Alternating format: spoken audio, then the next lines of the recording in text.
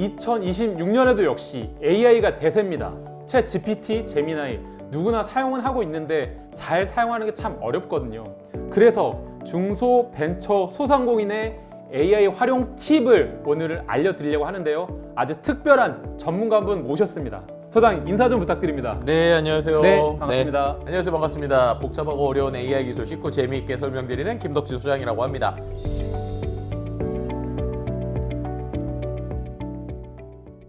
저는 원래 한 데이터 분석 한 15년 정도 했고요. 그 분석한 그걸 기반으로 해서 요즘에는 또 워낙 챗GPT나 AI를 가지고 분석하는 방식들이 바뀌었잖아요.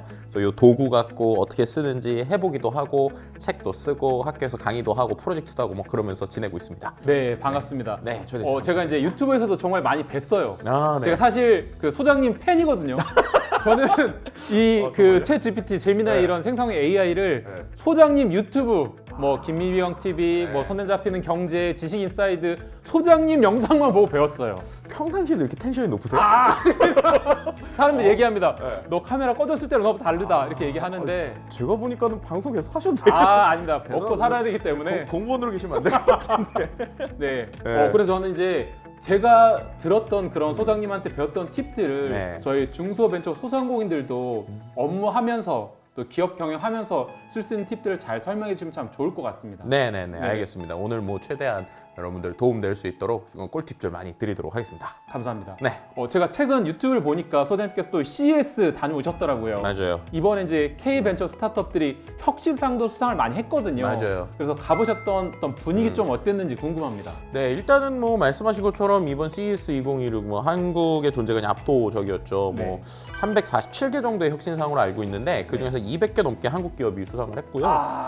대단합니다. 이게 대단합니다. 3년 연속 최다 수상국입니다. 네, 그리고 이제 AI 분야 최고 혁신상 다 한국이 휩쓸었고, 맞습니다. 그리고 이제 아시겠지만은 이제 중소벤처 기업들, 네네. 이들 스타트업들이 상당히 또 이 혁신상을 많이 탔어요. 네네. 그래서 올해 이제 역시 가장 인상 깊었던 건 피지컬 AI, 그죠? 피지컬 AI. 몸을 입고 있는 AI라고 볼 수 있을 것 같고, 막 이렇게 그러니까 태권도처럼 날라게 발차기도 하고 그러던데요. 맞아요. 뭐 실제로 뭐 중국에 있는 로봇들 같은 경우에는 그 안에서 이제 복싱장을 만들어가지고 로봇끼리 네. 싸우기도 하고 사람하고 권투도 하고 막 그랬었어요. 너무 무섭더라고요. 그런 AI들이 진짜로 네. 좀 이렇게 우리 터미네이터 봤던 것처럼 네. 그렇게 막 사람을 하는 게 아닌가 해서 좀 근데 걱정돼요. 아직은 조금 걱정을 덜 하셔도 되는 게 네. 실제 우리가 제일 크게 착각하는 것 중에 하나가 그렇게 하면 얘가 스스로 움직이는 것 같잖아요. 네네. 현장에 가보면 뒤에서 누가 오락기 조이스틱 하고 누군가 있어요. 다 조정을 하는군요. 네, 조정하고 있는 겁니다. 네. 아직 완벽하게 움직이진 않지만 그래도 뭐 관절이나 이렇게 움직이는 것들 보면은 야 이제 확실히 AI가 화면 밖으로 나왔구나 이렇게 생각을 하게 되죠. 네. 뭐 실제로 이제 젠슨왕 같은 경우에도 뭐 로봇의 이제 챗GPT 시대가 열렸다 뭐 이렇게 네. 얘기를 하기도 했고 우리나라 현대차가 이제 자회사로 이제 편입을 한 보스턴 다이나믹스 같은 네. 경우에 이제 알고 있는 아틀라스라는 로봇이 나왔죠. 실제로 저도 그거 보고 상당히 놀란 게 이 녀석이 확실히 움직임이 부드럽더라고요. 그래서 중국에 수많은 로봇이 나왔지만 그래도 압도적인 존재감을 보여준 건 이 아틀라스 로봇이었고 네. 또 이제 LG에서도 가사 도우무인 클로이드라는 게 나왔는데 네. 아직까지 조금 잘하지는 못해요. 네. 근데 이게 되게 중요한 게 이 집안에서 진짜로 빨래개주고 청소해주고 이런 로봇이 이제 돌아다닐 수 있겠구나. 이제 주부님들이 너무 좋아하시겠네요. 그렇죠. 이제 그런 생각을 하면 상당히 흥미롭기도 하죠. 그런데 이제 이런 부분에 있어서 우리가 또 이제 고민을 해야 될 게 이번에 또 이 자율주행과 관련돼서 엔비디아에서 네. 이제 알파바이오라고 하는 녀석도 나왔는데 그런 부분에 있어서 우리가 약간은 좀 뒤처지고 있는 부분도 있단 말이에요. 그러니까 어떻게 보면은 우리가 잘하는 것들 그리고 새로 해야 되는 것들 AI 쪽에서 여러 개를 봐야 된다라고도 좀 생각을 해볼 수 있을 것 같습니다. 네. 실은 지금 제 답변 어땠나요? 너무 좋습니다. 네, 귀에 잘 들어오고요. 제가 왜 이 얘기 하시는지 아세요? 실은 제가 이 답변 제가 쓴 게 아니라 AI한테 써달라고 이 얘기를 왜 드리고 싶었냐면 실은 제가 제 데이터를 왕창 넣어서 네네. 특정 AI한테 제 생각 자판기 챗봇을 만들었어요. 생각 자판기 챗봇이요. 네, 그래서 제가 보통 하고 있는 책의 내용이나 생각이나 아니면은 제 평상시의 스타일을 네. 최대한 A한테 학습시켜가지고 예를 들면은 질문을 주셨잖아요. 네네. 그 질문을 그냥 넣었을 때 이 네. 정도의 지금 답변이 나와서 제가 뭐 거기에 말맛을 살리긴 했지만 한 80%는 그대로 읽었거든요. 네. 동기화 시키신 거네요. 맞아요. 그래서 저는 이 AI 볼 때마다 든 생각이 네. 손오공이 머리카락 뽑아서 뭔가 만든 것 같은 이런 느낌? 맞아요. 또 다른 나라를 만들어서 내가 해야 될 일을 대신 시키고 있는. 그렇죠. 네. 그래서 이번에 또 제가 CES의 얘기도 했지만 실은 저한테 이번에 CES의 가장 큰 의미는 야, AI로 자동화를 이렇게도 할 수 있구나라는 걸 개인적으로 좀 체험을 하거나 경험을 했어요. 네. 어떤 거랬냐면 이제 네네. CES를 가면 네. 정말 정신 없거든요. 왜냐하면 아침부터 저녁까지 계속 돌아다녀야 되고 맞습니다. 하루 종일 봐도 다 못 봐요. 네네. 그럼 그리고 나서 이제 숙소에 오면 네. 피곤하죠. 그렇죠. 그런데 이제 그때 이제 우리가 뭐 정리를 하고 기사도 쓰고 포스팅도 하고 막 그래야 되잖아요. 그렇죠. 후기가처럼 먼저 만들어서 예, 왜냐면은 끝나고 이제 또 한국에 오면 정신 없으니까 맞습니다. 그 안에서 해결을 다 해야 된단 말이에요. 네. 근데 이걸 어떻게 할까 엄청 고민을 하다가 네. 이번에 나름의 제 AI 시스템을 좀 꾸려서 갔는데 네네. 그 꾸린 덕분인지 실제 제가 한번 세봤는데 제가 이 CES 기간 동안에 한 46개 정도의 신문 기사를 썼더라고요. 아, CS 기간 동안에요? 네. 와, 그래서 이게 어떻게 했는지 궁금하신 분들이 있고 오히려 전통 언론사분들 되게 궁금해하시던데 기자들 너무 궁금해하실 것 같은데요. 그죠요. 그래서 그냥 저한테는 툴을 한 3가지 정도를 이제 썼었는데 네. 첫 번째는 그냥 제가 어디를 가든 녹음기를 차고 다녔어요. 녹음기. 네. 첫 번째 녹음기. 그렇죠. 그러면 이제 막 대화를 해요.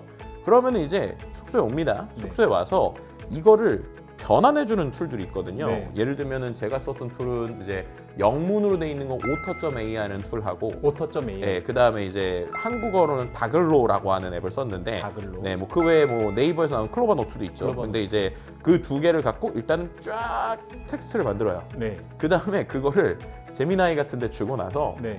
기사거리 뽑아봐 이렇게 아, 시킵니다. 기사거리. 네, 그럼 얘가 주제를 뽑거든요. 네네. 그럼 그 내용에서의 인터뷰 내용이 있을 거잖아요. 네. 그럼 그 내용을 기반으로 제가 이제 프롬프트를 줘요. 네. 이제 기사를 잘 쓰는 프롬프트를 제가 짜놓은 걸 줍니다. 네네. 그럼 이 녀석이 꽤 그럴듯하게 한 90점 정도짜리의 기사를 금방 만들어줘요. 네. 그럼 그 다음에 이제 검증을 하는 거죠. 네네. 그렇게 했더니 실제로 하루에도 꽤 그럴듯한 기사들이 서너 개, 네다섯 개씩 쭉쭉 쏟아지는 거예요. 네. 그럼 그 다음부터 이제 제가 하는 거는 현장에 가서 인터뷰하고 사람들 생각 듣고 네. 거기에 있는 맥락들 제가 생각날 때 얘기하면 네. 그걸 갖고 컨텐츠를 만들 수 있으니까 와 이제 진짜 가능하구나라고 하는 걸 이번에 좀 많이 느끼고 온 것 같습니다. 네. 내가 없는 공간에서 또 다른 내가 막 일을 하는 듯한 이런 느낌인 거네요. 네, 그렇죠. 그 대신에 이제 되게 중요한 포인트가 있었는데 이제 보통 이제 AI로 글을 쓰면 뭐 이게 어느 수준인가 잘 모를 수도 있잖아요. 네. 제가 실은 그게 가능했던 가장 큰 포인트 중에 하나가 저 혼자 이 CES를 간 게 아니라 네. 이 B2B 영역, 그러니까 이 IT 쪽에서도 기업 쪽에서 한 20년 이상 취재를 하신 베테랑 기자님하고 실은 같이 갔어요. 아, 기자분이랑 같이 동행을 하신 거네요. 그렇죠. 네. 근데 그 기자님께 제가 뭘 부탁했냐면 네. 제가 AI로 이제 프롬프트를 짜가지고 나온 글을 딱 보여드렸거든요. 네. 그랬더니 이제 그분은 기사를 20년 넘게 쓰신 분이잖아요. 그렇죠. 딱 보더니 이거 안 돼 이러는 거예요. 그래서 네. 왜요? 이랬더니 야 이거 이렇게 쓰면 기사 잘못 썼다고 얘기하는 거야. 예를 들면은 다운표 몇 개만 해야 되고 네. 간접 부분 이렇게 해야 돼라는 얘기를 저한테 말로 해주신 거예요. 네. 제가 또 녹음하셨겠네요. 아, 녹음을 했으니까. 듣고 그 내용을 프롬프트로 이제 네. 녹이는 거죠. 아. 그래서 이제 제가 일반적으로 짰었던 이 프롬프트에다가 네. 네. 그분이 주셨던 노하우까지 같이 넣어서 네. 그 다음에 한 번 더 이거를 갖고 기사를 썼더니 네. 기자님도 꽤 만족스러워 하시는 아, 거예요. 이제 오, 이 전문 정도면. 기자님 쓴 것 같은 느낌의 그렇죠. 글이 나왔죠. 그래서 이 정도면 괜찮네 라고 네. 했지만 그래도 제가 이제 그래도 최종 데스킹은 한 번씩 봐주세요. 그래서 네. 제가 쭉 작업을 하고 네. 기자님이 마지막에 한 번 보면서 약간 제목이나 내용 고치는 정도. 네. 그렇게 했더니 이제 숙소에 가서 몇 시간 안에도 그렇게 엄청난 생산성을 높일 수 있었어서 야 진짜로 우리가 생각하고 구조화를 하고 이 일에 대한 전문성이 있는 사람이 조금 붙으면 네. 진짜 이제 뭐든지 가능해지겠구나라는 네. 생각을 이번에 좀 많이 하게 된 것 같습니다. 근데 저는 소장님 말씀을 들으면서 느끼는 것 중에 하나는 네. 이제 AI 시대 사람의 일은 역할은에 대한 이제 질문들을 많이 던지는데 네. 아무리 AI가 있더라도 그 중간 단계에서 그 프롬프트를 좀 정제화하고 전문화하는 사람 역할도 굉장히 중요한 거네요. 그렇죠. 제가 이런 얘기 많이 드리는데요. 생성형 AI가 상당히 우리에게 매력적인 이유는 인간이 가장 어려워하는 초안 만들기를 잘한다는 거예요. 초안 만들기. 그렇죠. 그래서 우리가 예를 들면 보고서를 쓰든 뭘 하든 제일 고민되는 게 첫 글자 어떻게 쓰지 이런 맞습니다. 거잖아요. 뭐부터 쓰지 이렇게 막 그죠. 손이 그래가지고 떨리거든요. 그 첫 글자 쓰기 전까지 화장실도 갔다가 어느 날은 술도 마시고 막 이러고 네네. 와가지고 겨우겨우 이제 밤 새고 막 이제 안 되다가 마감 2시간 마감 전에 시간이 되면 이제 네. 이렇게 하잖아요. 네, 맞습니다. 저도 뭐 그렇게 일을 하고 있는데 네네. 근데 이제 이 녀석은 그냥 시키면 그냥 바로 한다는 그렇죠. 거예요. 뚝뚝 나오죠. 그렇죠. 네네. 그러니까 이게 되게 매력적인 거죠. 왜냐하면 이 녀석이 잘하는 건 초안 만들기고 네. 반대로 말하면 이 녀석이 원래 하는 건 거기까지라고 생각을 하는 게 되게 좋은 것 같아요. 음. 초안은 잘 만드는데 네. 이걸 다듬는 건 이제 인간의 역할이라는 거죠. 그래서 이제 AI가 되게 우리에게 좋은 도움을 주고 특히나 소상공인분들에게 되게 좋은 도움을 주는 이유는 누구나 어느 분야에서도 이제 80점짜리는 다 만들 수 있게 된다. 평균 이상은 한다. 그쵸. 네. 그러니까 내가 뭐 그림을 그리든 음악을 만들든 영상을 만들든 잘 몰라도 네. 그냥 80점은 잘 나오는 시대가 된 거예요. 그러니까 내가 급하게 뭔가를 해야 된다라고 하면은 AI랑 그냥 하면은 내가 급하게 뚝딱뚝딱 하는 것들은 가능한데 그 80점짜리의 퀄리티가 조금씩 좋아지죠. 85점 정도까지 좀 좋아진 것 같은데 네. 그 정도 되니까는 이제 우리가 쓸 수 있는 자신감이 생긴 겁니다. 네. 그리고 이제 이거를 아까 말씀드린 대로 내가 만약에 이 일에 대한 전문성이 있거나 내가 이 업에 대한 관점이 있는 분들이라면 이 AI가 만들어놓은 80점에서 85점짜리 결과물을 보고 다시 시키는 거예요. 네. 야 이거 좀 이상한 것 같은데? 좀 다시 해봐? 아니면 이 맥락에서 이건 좀 이상한 것 같은데? 라고 시키기 시작하면 이 녀석이 이제 90점을 향해서 가는 거죠. 그렇게 이제 AI랑 사람이 몇 번만 티키타카 하거나 혹은 AI의 능력을 최대한 활용할 수 있는 방법들을 쓰게 되면 확실히 AI로 이제 할 게 되게 많아졌다. 네. 뭐 이런 얘기 좀 드릴 수 있을 것 같습니다. 네. 저는 또 이제 꼭 여쭤보고 싶은 게 저희가 이제 챗 GPT 생성형 AI가 나온 지 한 4, 5년 정도 된 것 같은데요. 그러니까 해마다 챗 GPT나 생성형 AI가 또 업데이트되고 기술이 바뀌지 않습니까? 네. 그래서 최근 4년간의 좀 생성형 AI 트렌드 기술이 어떻게 바뀌고 있는지를 네. 좀 핵심을 요약해 주시면 좋을 것 같아요. 아, 네. 일단은 2022년 11월 30일에 챗GPT가 처음 나왔죠. 2023년부터 우리가 좀 본격적으로 쓰기 시작한 것 맞습니다. 같아요. 초기에 챗GPT는 우리가 조금 쓸 때 재미있는 창작 툴 정도 수준이었어요. 왜냐하면 이 녀석한테 뭔가를 얘기해달라고 그러면 꽤 그럴듯하게 얘기는 하긴 했는데 네. 문제는 이런 얘기하면 좀 유튜브니까 네. 직설적으로 얘기하면 헛소리를 잘했죠. 그렇죠. 세종대왕님이 무슨 아이패드를 던졌다든지 네네, 맞아요, 뭐 이런 맞아요. 이야기더라고요. 네, 근데 그게 그럴 수밖에 없는 이유가 이 녀석은 원래 그런 거 있잖아요. 뭐 예를 들면 시장에 가면 이런 게임 있잖아요. 시장에 가면 네, 뭐 사과도 있고 맞습니다. 배도 있고 딸기도 있고 그럼 그 다음에 또 사과, 딸기 이렇게 계속 문장을 이어서 붙이잖아요. 네네. 그 방식이기 때문에 이 녀석은 기본적으로 트랜스포머 모델이라는 게 얘는 어떤 내용을 줬을 때 그 맥락에 맞게 그냥 계속 내용을 붙이는 거지 이 녀석이 정답이라고 생각을 안 하는 거예요. 네. 그러니까 이거를 가지고 처음에는 창작에서 쓸 수 있는데 정말 일에서 쓸 수 있을까라는 고민이 있었습니다. 네네. 근데 그러다가 이제 여기에 기능이 하나씩 붙기 시작하죠. 제일 먼저 붙기 시작한 기능이 바로 검색 엔진이 이제 붙기 네, 시작한 거죠. 검색 엔진. 그래서 서치 GPT라는 녀석이 붙기 시작하면서 사람들이 뭔가 궁금한 거를 이제 챗 GPT한테 물어보면 이 녀석이 이거는 내가 검색을 해야겠네라고 생각하면은 인터넷에서 빠르게 검색을 해오죠.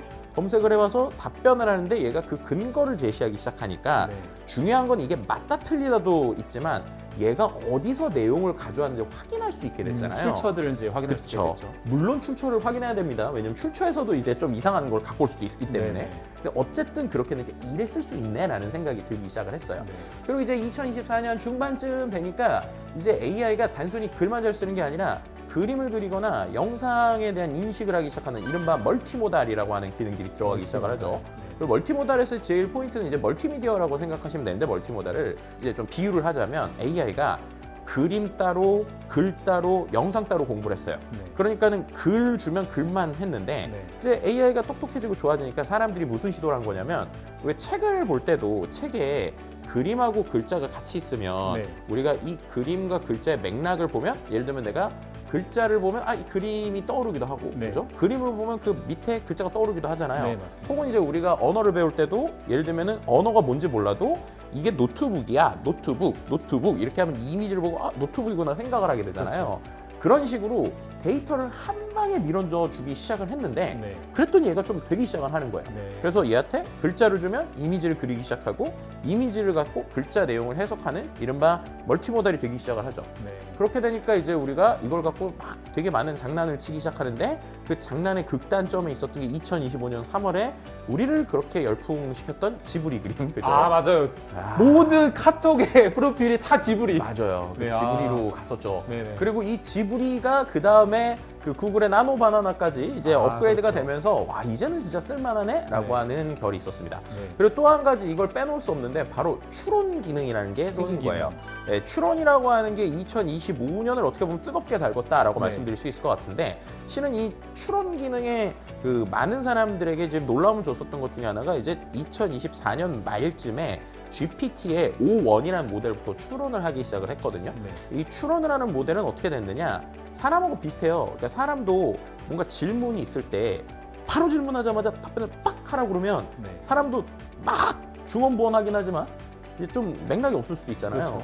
그죠? 그런데 만약에 누가 저한테 소장님 바로 얘기하지 말고 조금 숨 고르시고 좀 생각 좀 정리한 다음에 해보세요 라면서 생각할 수 있는 시간을 10초, 15초라도 줘요. 네. 그러면 머릿속으로 구조화를 하잖아요. 그렇죠. 구조화라고 얘기를 하면 확실히 생각이 깊어지거나 좀 더 우리가 논리적으로 얘기할 수 있겠죠. 비슷한 방식으로 이 AI한테도 시간을 준 거예요. 그래서 요즘에 챗GPT 써보시면 얘가 바로 즉문즉답을 하는 게 아니라 좀 로딩처럼 돌아가는 시간이 있더라고요. 그쵸, 몇 초 네네. 동안 생각을 하잖아요. 맞습니다. 그게 이제 체인 오브 소트라고 해서 얘가 생각의 사슬이라고 하는데 생각하는 과정을 거쳐요. 네. 그리고 나서 답변을 하기 시작해요. 그냥 사람이 생각하려면 밥 먹어야 되잖아요. 네. 얘한테도 그렇게 오랫동안 생각하려면 GPU 더 많이 줘야 되고 아. 전기 많이 줘야 되고 아. 데이터 더 많이 줘야 되는 거예요. 아. 근데 이제 그렇게 될 수 있는 시간이 된 거죠. 네. 그렇게 되니까 모든 모델들의 2025년에 추론이라는 게 붙기 시작해서 네. 그림을 그릴 때도 추론을 하니까 더 잘하기 시작하고 영상을 만들 때도 추론을 하니까 더 잘하기 시작하는 형태로 갔습니다.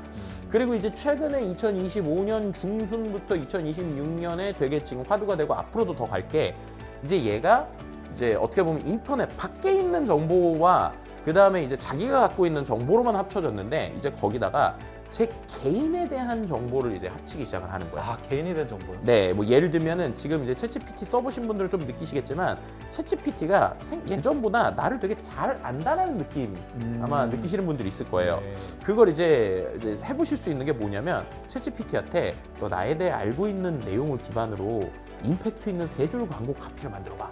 이런 식으로 써보면 이 녀석이 오, 나를 이렇게 어떻게 잘하지? 라고 할 정도로 저한테 되게 극찬을 해주거든요. 네. 근데 그게 왜 그러냐면 챗GPT도 그렇고 클로드도 그렇고 제미나이도 그렇고 예전에는 챗GPT 대화를 한번 하면 대화 창에서만 딱 대화가 끝나고 새 창을 열면 그 맥락이 없어졌거든요. 네. 근데 이제는 얘가 나를 기억해야겠다라고 생각하는 것들을 별도의 장기 기억 메모리에다가 저장을 해요. 네.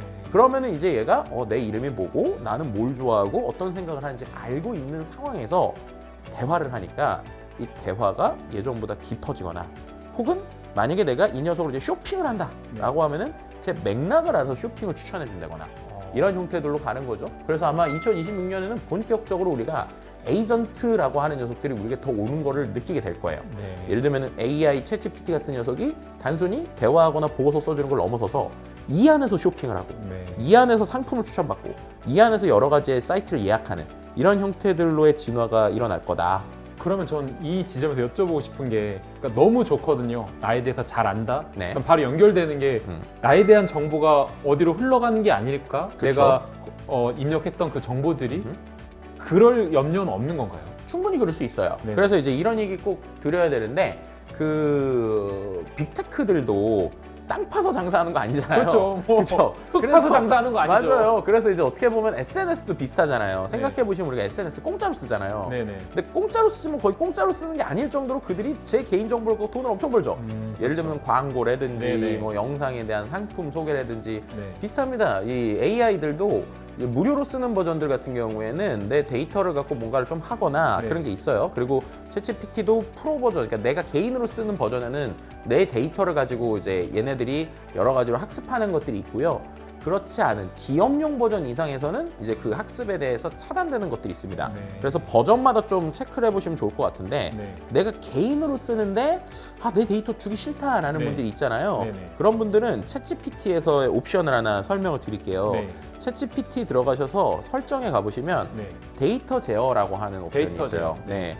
데이터 제어에 가면 모두를 위한 모델 개선이라는 네. 게 있는데 네. 이게 기본적으로 켜져 있으실 거예요. 네네. 근데 거기 내용을 읽어보면 알겠지만 거기 뭐라고 써 있냐면 이거를 켜져 있다는 거는 사용자님의 콘텐츠를 사용해서 저희가 모델 훈련에 허용할 거예요 라는 걸 이제 허가를 하는 겁니다. 네. 예전에는 당연히 그것밖에 없었는데 미국에서도 야 이거 개인정보 너네가 마음대로 쓰면 안 되니까 이거 옵트아웃이라는 거 만들어야 되는 거 아니야? 네. 라고 그래서 사용자에게 선택권을 준 거예요. 네. 그래서 사용자가 이걸 꺼놓을 수가 있는 상황입니다. 네. 그리고 또 비슷하게 메모리도 이러한 메모리 기능을 내가 이제 보고 나서 이걸 삭제를 할 수도 있거든요. 네.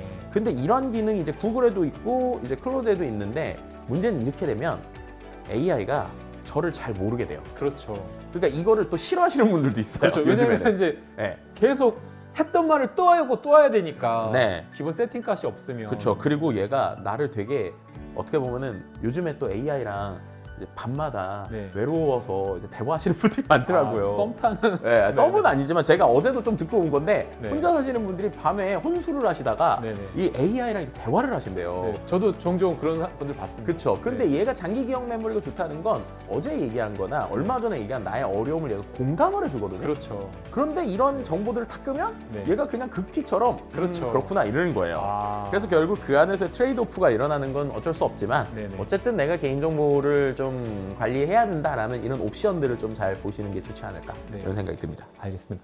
저는 진짜 여쭤보고 싶었던 질문 중에 하나가 네. 이제 소장님이 주로 쓰는 그 이제 생성형 AI 툴은 뭔지 그리고 내가 써봤더니 가장 유용한 프롬프트 입력하는 팁은 뭔지 이게 너무 궁금하거든요. 아, 네. 영업 비밀일 수도 있지만 좀 알려주시면 좋을 것 같습니다. 네. 근데 이게 네. 그때그때 좀 달라져가지고 아, 그런데 네, 네. 저도 한번 생각을 좀 해봤거든요. 그랬더니 최근에 제일 많이 쓰는 게 뭘까라고 하는 거는 저는 퍼플렉시티를 많이 쓰는 것 같아요. 퍼플렉시티. 네. 저는 GPT나 제미나이 둘 중에 할 줄 알았더니 네. 이게 아니네요. 네, 왜냐면은 이제 말씀하신 대로 어쨌든 글을 쓰거나 네. 제가 하는 일 중에 아까는 뭐 이제 예시를 보여드리려고 제 생각 자판기를 해서 급할 때 그냥 뚝딱 하는 거 보여드렸지만 책을 쓸 때는 네. 어쨌든 제 생각을 기준으로 써야지 그렇죠. 좋잖아요. 맞습니다.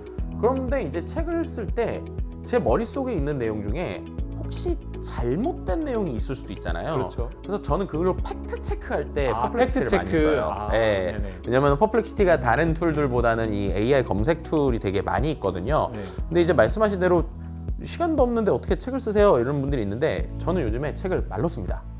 아, 아까처럼 음성 녹음해놓고 아 근데 그거랑 밀어놓고. 또 이제 다른 아, 방식으로 또 결이 써요. 다르네요. 네, 네네. 또 결이 다른데 네네. 이걸 잠깐 보여드릴게요. 네. 저 핸드폰 좀 잠깐 주시겠어요? 네. 실은 이제 제가 요 기능 때문에 네.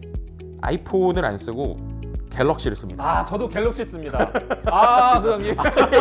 갤럭시 쓰시는 분들 이거 한번 해보시면 좋은데 네. 뭐냐면 이게 녹음을 하는 건 네. 인터뷰나 막 이런 건 하는데 녹음을 하면 이게 녹음이 잘 되는지 불안하기도 하고 네. 이거는 이제 대용량을 할 때 그러는 건데 내가 생각하는 내용을 막 얘기를 하는데 이게 혹시나 잘못됐을지 잘 안 볼 수도 있잖아요. 그렇죠. 그래서 저는 어떻게 하냐면 실은 요 갤럭시 폰에 네네. 그냥 메모장 같은 거 있잖아요. 메모장 이런 거 있습니다. 띄운 다음에 네. 요게 보면 마이크가 있거든요. 아, 네. 잘 안 써봤지만 네. 보긴 했습니다. 예, 이 마이크 기능이 네. 진짜 좋아요. 아. 이게 이제 삼성 온디바이스랑 그리고 우리나라에 대한 특허가 잘 돼 있어서 그런데 네, 예를 들면 제가 해볼게요. 네. 제가 만약에 AI의 기능의 전환에 대해서 제가 뭔가 생각을 가지고 쓴다. 그러면은 갑자기 목욕탕에서도 목욕하다가 탁 떠오르면 네. 이렇게 눌러요.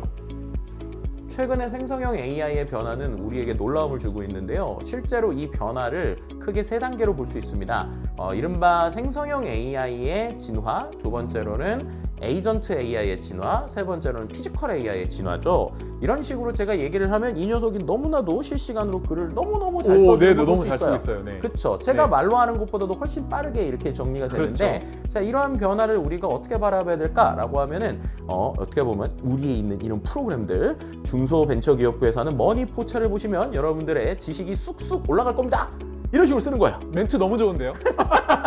그죠? 자, 이런 식으로 네. 쓰는 겁니다. 네, 그럼 네. 이거를 타이핑을 하고 있는 건 물리적으로 공간이 필요하잖아요. 혹은 네. 녹음을 하면 글자가 안 나오잖아요. 그렇죠. 근데 이렇게 한 다음에 저는 이걸 어떻게 하냐면 이 내용을 네. 퍼플렉시티에 보면은 이 퍼플렉시티가 두 가지 모드가 있는데 그 두 가지 모드 중에 고급 모드를 해요. 네. 그래서 이제 어쩔 수 없이 저는 이제 돈 주고 쓰긴 합니다. 그렇죠. 네네. 네, 돈 주고 쓰긴 하는데 지금 내가 얘기한 내용들 중에 이 내용이 맞는지 팩트 체크를 하고 네. 혹시나 잘못된 내용이나 개선될 내용들이 있으면 그것에 대해서 너가 고칠 수 있게 제안을 해봐 이런 네. 식으로 써요. 아. 그럼 이제 제 머릿속에 있었던 내용들을 제가 이런 식으로 말로 풀고 말로 푼 내용을 갖고 이 퍼플렉시 같은 녀석들이 이렇게 고쳐주는 거죠. 그럼 이제 그 부분에 있어서 이런 식으로 수정하시거나 이 내용은 맞아요 라는 걸 합니다. 그럼 이제 이게 두 가지 장점이 있는데 일단은 제가 말한 내용 중에서도 얘가 출처를 제대로 가져오기 때문에 네. 어떻게 보면은 내 머릿속에 있는 생각들에 대한 출처를 잘 정리할 수 있다니까 이거 보고서 쓸 때 되게 좋고요. 네. 그리고 두 번째로는 아까 말씀드린 대로 잘못된 부분을 고치는데 이거를 제가 바로 고쳐주가 아니라 고치는 방식들을 제안해봐라고 시키면 네. 얘가 몇 가지의 제안을 주거든요. 네, 네. 그럼 거기서 이제 제 말맛에 맞춰서 다시 바꾸거나 아니면 내용들 체크를 하니까 저는 이 퍼플렉시티를 좀 상당히 많이 쓰고 있고요. 네.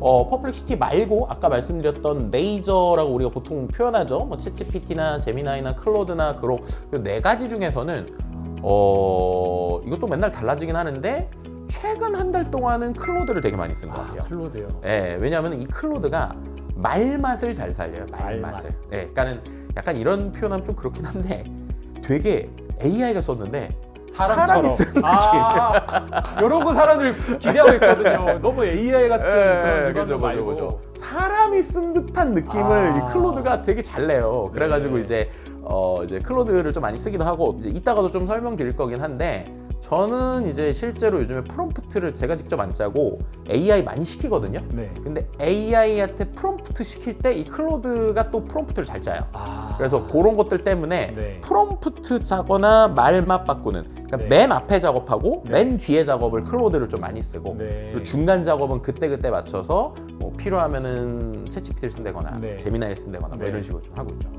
그러니까 딱 하나를 찍으신 게 아니라 단계별로 시작과 그쵸. 끝은 클로드 쓰고 중간에 또 상황에 맞게 GPT나 그쵸. 제미나이 섞어 쓰시고 그렇게 하시는 거예요. 네네네. 그러면 이제 뭐 생성형 AI 툴을 말씀하셨는데 프롬프트 잘 입력하는 방법 이것도 사람들이 너무 힘들어하거든요. 그렇죠, 맞아요. 실은 이제 한 재작년 한 2024년 정도에 우리가 프롬프트 엔지니어링이라고 하는 거에 되게 열광을 했죠. 저 몇 권 샀습니다. 맞아요. 도움이 안 돼요. 근데. 도움이 안 돼. 왜냐면 우리가 수학도 마찬가지잖아요. 수학 공식을 많이 알아도 네. 이게 어떤 특정 예시대로 문제 풀긴 좋은데 네. 세상에서 예를 들면은 내가 장사를 하거나 물건을 팔거나 이럴 때 내가 수학 공식만 알아서 되는 건 아니잖아요. 그렇죠. 적용이 잘 쉽지 않죠. 그렇죠. 적용이 쉽지가 않단 말이에요. 그래서 이제 그 어떤 방법이 있어서 적용을 잘 못하는데 제가 앞서서 추론 모델이 되게 좋아졌다고 그랬잖아요. 네네, 맞습니다. 이 추론 모델이 좋아지고 나서 저는 이제 어떻게 하냐면 제가 다 안 해요. AI한테 물어보면서 합니다. 아 프롬프트를. 네, 그래서 이 프롬프트 전략 중에 뭐라고 표현을 하냐면 이걸 ask before answer 이렇게 표현을 하거든요. 네. 그러니까 뭐냐면 답변을 하기 전에 얘한테 먼저 질문을 해달라고 하는 거예요. 아 ask before answer. 네, 답변하기 그러니까- 전에 물어라. 그렇죠. 그러니까 이게 근데 어디에서 실제로 나오는 방식이냐면 요즘에 구글 제미나이나 챗GPT에 보면 딥 리서치 이런 기능들 있잖아요. 써봤습니다. 너무 그럼, 좋던데. 네, 이런 기능들 해보시면 제가 어떠한 내용을 주면 이 녀석이 그걸로 바로 작업을 하는 게 아니라 물어보더라고요. 그쵸. 저 요렇게 할 건데요. 네네. 이렇게 하면 돼요? 라고 물어보잖아요. 아, 네네. 그러고 나서 수정 한번 하잖아요. 맞습니다. 그 방식을 쓰는 거예요. 네. 그럼 한번 제가 뭐 테스트로 한번 보여드려 볼까요? 네네 좋습니다.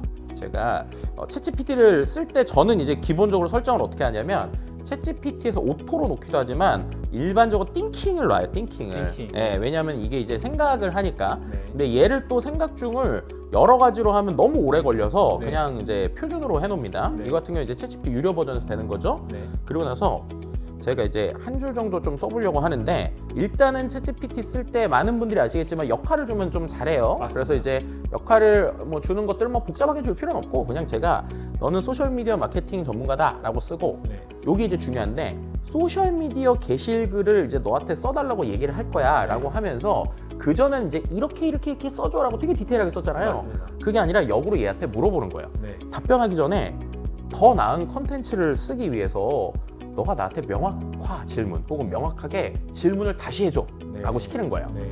자, 제가 이렇게 한번 시켜볼게요. 네. 자, 이렇게 해서 엔터를 치면 이 녀석이 고민을 하더니 콘텐츠 퀄리티를 올리기 위해서 저한테 역으로 이렇게 줘요. 네. 지금 보시면 네. 어떤 채널에 올리실 거예요? 네. 결과물이 뭐예요?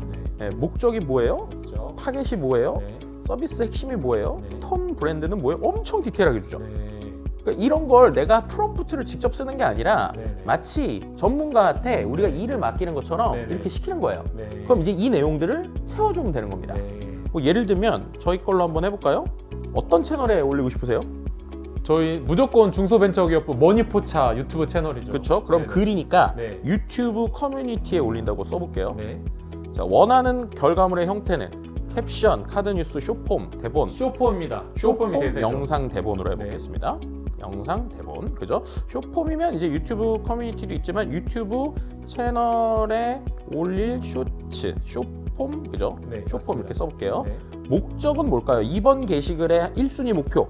1순위 목표는 네. 이제 설이 다가오니까 설 맞이 온누리 상품권 홍보, 그렇죠. 할인 그러면 정보 홍보. 설 맞이 온누리 상품권 할인 정보 홍보 네. 이렇게 쓰고 자 핵심 타겟.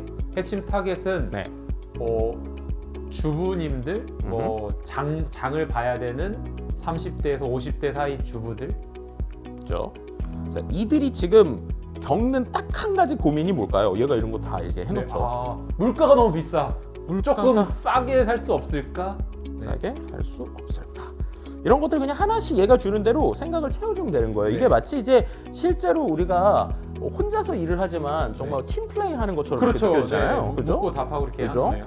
그래서 무엇을 판매하느냐? 아까 말한 대로 설맞이, 온누리, 상품권 이거죠. 네. 이걸 하는 거니까 제가 볼 때는 위에다가 목표는 할인권 홍보인데 이거를 가지고 예를 들면은 목표는 네, 온누리 상품권으로 장을 많이 보게 하기. 장을 많이 보게 하는 거니까 네. 결국에는 이제 이게 구매 전환으로 네. 될 것 같아요. 네. 이렇게 되고 강한 차별점. 이 제품의 강한 차별점이 뭘까요? 아, 네. 대형 마트보다 싸게 전통 시장에서 장을 볼 수 있다. 그럴 수 있다. 자 원하는 말투 어떤 원하는 말투를 말투. 해달라는 걸까요? 타겟이 이제 30대, 50대 주부들이기 때문에 네. 조금 부드러운 그렇죠. 여기 보면은 얘가 네. 객관식처럼 줬어요. 객관식. 친근 유머 전문가 감성 단호 하이텐션 등. 아 유머죠. 유머를 섞으면 좋을 것 유머를 같아요. 유머 한 섞으면 스푼. 좋다. 유머 한 스푼. AI가 개그를 잘 못 치긴 하지만 어쨌든 해보겠습니다. 꼭 넣어야 되는 문구나 금지어 법적 고지 같은 게 있나요? 꼭 넣어야 되는 문구요. 네. 놓치면 후회. 놓치면 하는 후회. 할인 정보. 할인 정보. 이 정도만 해보겠습니다. 네. 그 외에도 이렇게 디테일하잖아요. 그거는 네네, 이게 되게 맞습니다. 좋은 게 수많은 것들 이렇게 하면 되는 거예요. 그렇게 한 다음에 이렇게 주면 얘가 정보를 기준으로 A/B 테스트용 4개 버전을 만들어준대요. 네. 4개 버전 만드니까 그냥 이렇게 시키는 겁니다. 네. 그죠? 네. 이런 식으로 내용을 쓰면 얘가 이제 생각을 하죠. 생각을 하고 내용을 써주는 거예요. 그럼 만약에 생각을 해보시면 우리가 이거를 처음부터 내가 쇼폼을 만들기 위해서 내용을 써줘 라고 하면은 내용 쓰고 또 고치고 수정하고 고치고 수정하고 이래야 될 거잖아요. 근데 이 녀석한테 제가 야 이렇게 한번 해볼래? 라고 이제 질문을 하면서 너가 역으로 필요한 거 있으면 역질문해줘 이랬더니 정말로 많은 이제 마치 질문지처럼 주잖아요. 네네. 그럼 그런 것들을 마치 템플릿 채우듯이 채우는 겁니다. 아. 예, 채우면 이 녀석이 이거를 갖고 정리를 해서 우리한테 쇼폼의 폼이든 아니면 어떤 글의 형태든 이런 걸 주니까 네. 훨씬 더 우리가 구조적이거나 되게 재미있는 일들을 할 수 있죠. 되게 복잡한 프롬프트 없이. 너무 것들. 좋네요. 네, 이제 보시면 원래 저도 이제 프롬프트 작성할 때 목차를 어떻게 잡아야 될까 고민을 많이 했는데 이미 제가 목차로 넣어야 될 내용들을 먼저 물어주니까 빈칸 채우기는 쉽잖아요. 그쵸. 네, 오 너무 꿀팁인데요. 진짜. 네, 그래서 지금 뭐가 나오기 시작을 하네요. 네. 예를 들면은 뭐 15초 초압축 물가 충격 훅형 막 이래가지고 0초에서 2초는 장바구니 가격표를 클로즈업하고 요즘 장바구니 가격 장난 아니죠 이러면서 온누리를 사면 10% 할인이에요. 예. 온누리로 갑시다. 지금 온누리를 투자해서 놓치면 후회 뭐 이런 거라든지 아니면은 20초에서 30초짜리 이런 내용을 만든다든지 네. 사용법까지 딱 하는 튜토리얼 이렇게 만들기도 하고 ASMR 하울 감성형으로 또 공유 시장까지 네. 유도하긴 하네요. 그래서 다양한 포맷으로 제시해 주니까 하나 네. 골라서 저희가 좀 활용이 좋겠네요. 그쵸. 그래서 이런 스타일로도 하고 또 그 위에 또 나머지 것들의 말맛을 또 세게 다듬어도 준다고 하니까 네. 이런 형태로 내가 뭘 처음에 어떻게 해야 되지? 라고 고민이 되신다면 이런 방식으로 접근해 보시면 좋을 것 같고요. 그 다음에 이렇게 두세 번 하다 보면 그 다음에 또 어떻게 되느냐 아예 내가 반복적으로 작업해야 될 일들이 있으면 네. 그거는 하나의 챗봇으로 만들어서 챗봇. 네, 작업을 하는 것도 되게 좋은 툴이라고 말씀드릴 수 있을 것 같습니다. 네. 지금 이제 김덕진 소장님께서 너무 좋은 얘기를 많이 해주셨는데 네. 저희 이제 본격적으로 네. 중소벤처 소송을 위한 실전 팁을 좀 소개해주면 좋을 것 같은데요. 네. 첫 번째 시간으로는 오늘 배워서 바로 내일 써먹는 매출 올리는 방법. 그 방법은 선생님 네. 2부에서 다음 편에서 소개해드리도록 하겠습니다. 네. 네, 알겠습니다. 선생님 오늘 수고 많으셨습니다. 네. 감사합니다. 감사합니다.